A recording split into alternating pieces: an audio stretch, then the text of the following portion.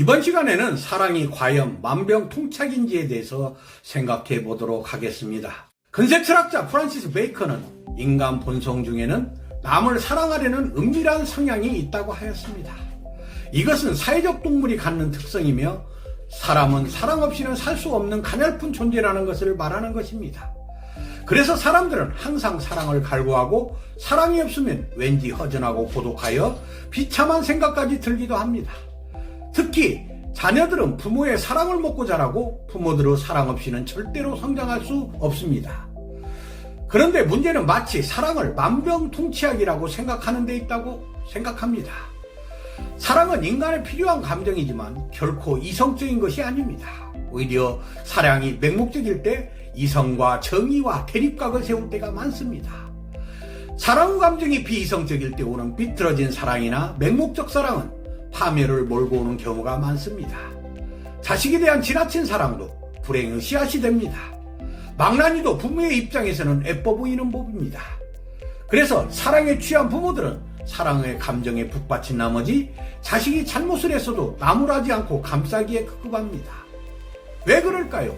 결국 부모의 자식 사랑은 자기 자신을 맹목적으로 사랑하는 것에 지나지 않기 때문입니다. 그래서 톨스토이는 만약 우리들 마음에 드는 사람만 사랑을 하고 우리들을 칭찬하고 장단을 맞추는 사람만을 사랑한다면 그것은 자기를 위한 사랑이다라고 말하였습니다.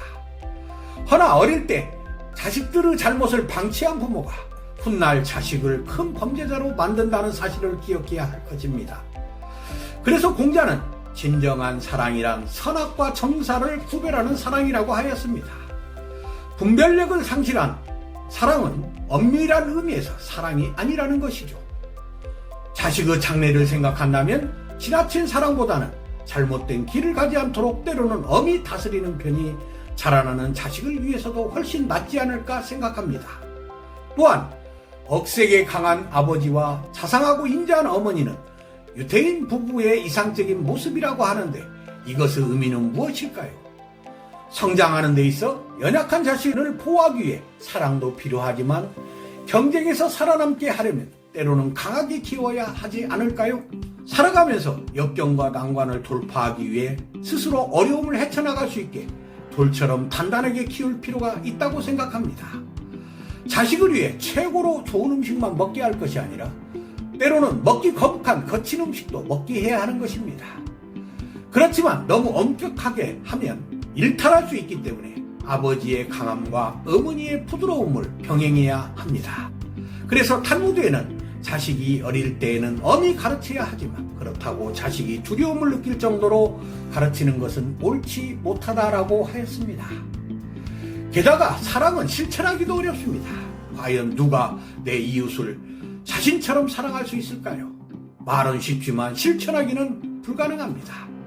무한 경쟁사에서 자신 한 몸도 추스리기 어려운 마당에 어떻게 남까지 챙길 수 있단 말입니까? 자신이 살기 위해서는 때로는 남에게 선의의 피해를 줄 수도 있고 때로는 무관심할 수밖에 없습니다. 더군다나 원수를 사랑하라는 말은 너무나 현실과는 동떨어진 말입니다.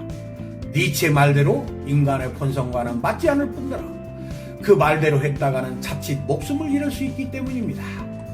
그러므로 남을 자신처럼 사랑하라는 말은 전혀 실현하기가 불가능하다는 것은 생각에 문제가 있다는 것을 암시한다고 생각합니다. 그러니 사랑으로 모든 문제를 해결한다고 생각하는 것 자체가 잘못된 것입니다.